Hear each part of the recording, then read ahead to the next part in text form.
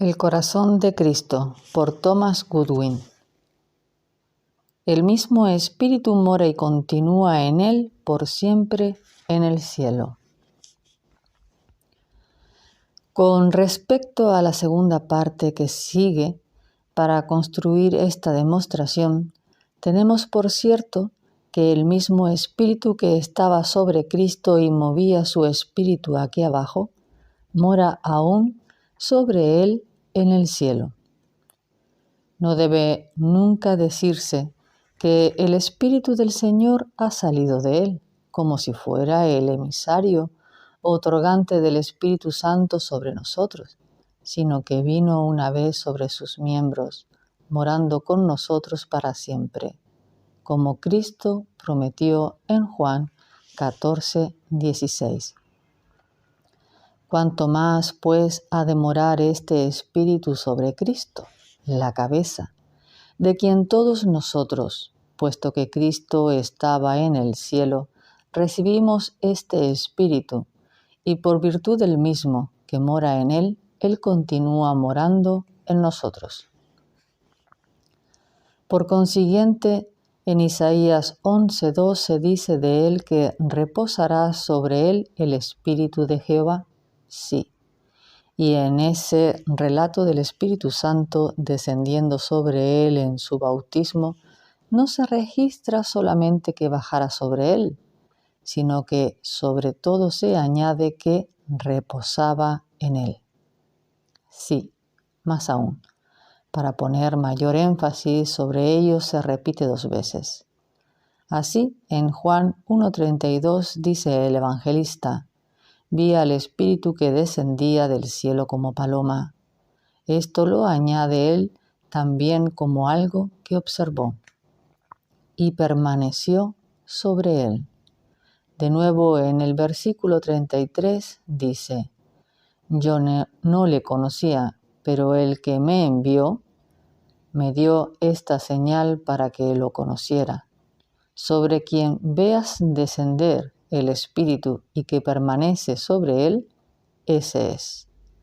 Y más aún, como se da a entender aquí, reposaba en él, con el fin de que pudiera bautizarnos con el Espíritu Santo hasta el final de los tiempos. Él os bautizará en Espíritu Santo, dice él mismo.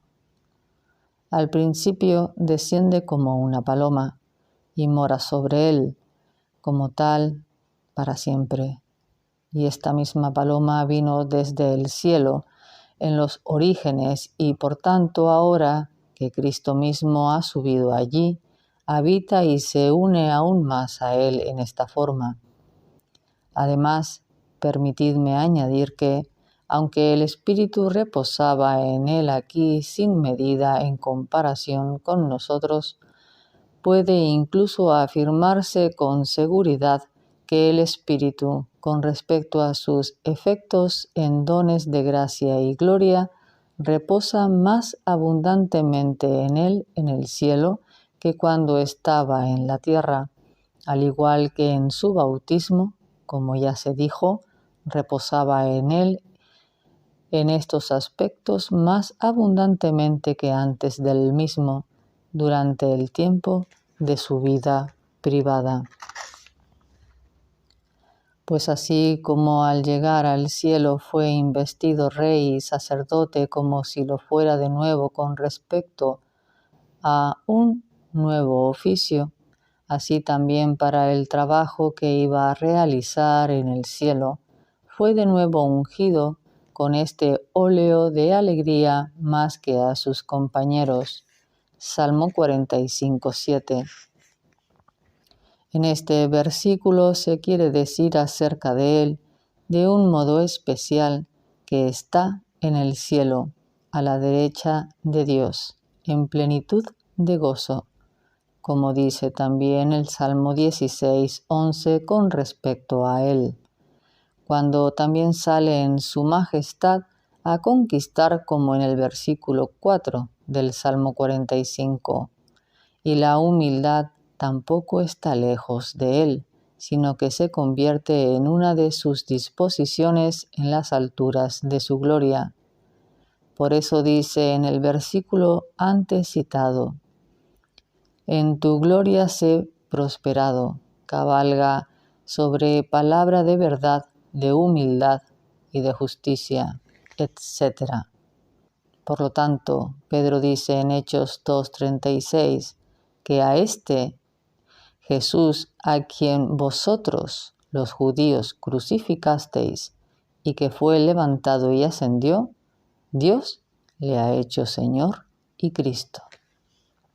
Señor, esto es, le ha exaltado como Rey en el cielo, y Cristo, o sea, que ha sido ungido también, y este óleo no es otro sino el Espíritu Santo, con el cual nos dice el propio Pedro que fue ungido en su bautismo. Hechos 10:38. Sí, y puesto que él recibió enseguida el Espíritu en la medida más colmada que se puede jamás recibir, también que derramarlo sobre sus apóstolos y bautizarlos con él, como leemos en Hechos 2:36. Aquí la regla cierta es que todo lo que recibimos de Cristo, Él mismo lo ha recibido primero en sí mismo para nosotros. Una razón por la que este óleo se derramó tan plenamente sobre el manto de este nuestro sumo sacerdote, es decir, sobre sus miembros los apóstoles y los santos, y continúa así haciéndolo hasta el día de hoy, es porque Él en dicha función y como cabeza misma fue ungido de nuevo con Él. Por consiguiente, en el versículo 33 de Hechos 2, Pedro, dando cuenta de cómo fue posible que ellos se llenaran del Espíritu Santo, dice que Cristo, habiendo recibido del Padre la promesa del Espíritu Santo, ha derramado esto que vosotros veis y oís. Este hecho no debía entenderse solamente como un mero y sencillo recibir de la promesa del Espíritu Santo para nosotros mediante el poder que le fue dado para derramarlo sobre ellos como Dios había prometido, aunque esto sería el significado correcto de ello, sino más aún, que Él lo había recibido en primer lugar como volcado sobre sí mismo para vaciarlo así sobre ellos. De acuerdo con esta regla de que todo lo que Dios realiza sobre nosotros por medio de Cristo, primero lo hace sobre el propio Cristo, todas las promesas que han sido hechas y cumplidas sobre Él primeramente, y sobre nosotros en Él, todo lo que nos otorga, Él lo recibe en sí mismo. Y esta puede ser una razón por la que, como dice Juan en 7:39, aún no había venido el Espíritu Santo, porque Jesús no había sido aún glorificado. Pero ahora que está en el cielo, se dice que tiene los 7 espíritus, Apocalipsis 1:3. Este libro describe lo que Él es después de haber ido al cielo. Aquí aquellos 7 espíritus son el Espíritu Santo, por lo que necesariamente se deduce, y no lo de cualquier criatura como aparece en el versículo 4, donde los 7 espíritus desean gracia y paz. Así son denominados respecto a los varios efectos suyos, tanto en Cristo como en nosotros, aunque no sea más que una sola persona.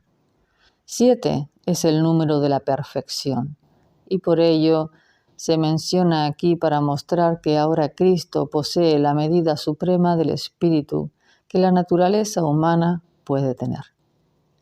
Y como su conocimiento, fruto del Espíritu, se ha engrandecido desde su ascensión, anteriormente Él no conocía cuándo sería el día del juicio, pero cuando escribió este libro de la revelación, ya sí. Ocurre lo mismo con sus entrañas, me refiero a su naturaleza humana. Todas las misericordias que Dios quiere otorgar ahora han de pasar por sus manos y por su conocimiento particular. Y Él no solo los otorga a los judíos, sino también a los gentiles, que se convertirán después que Él fuera al cielo. Así Él tiene ahora un corazón conforme al propio corazón de Dios, al mostrar en grado supremo la misericordia sobre aquellos a quienes Dios lo ha prometido. Y esta es la tercera demostración a partir de los espíritus que moran en Él, y con la que podéis ayudar a vuestra fe al experimentar al Espíritu Santo que mora en vuestros propios corazones, y no solo obra en vosotros mansedumbre para con los demás, sino piedad hacia vosotros mismos para conseguir que vuestras almas se salven. A tal fin agita en vosotros gemidos indecibles e incesantes ante el trono de la gracia para obtener gracia y misericordia. Ahora el mismo Espíritu que mora en el corazón de Cristo en el cielo y en los vuestros aquí, siempre actúa primero en su corazón por vosotros y luego en vosotros por encargo de Él. Por tanto, puedes estar seguro de que ese Espíritu mueve en Él entrañas de misericordia infinitamente mayores hacia vosotros que las que podríais tener para con vosotros mismos.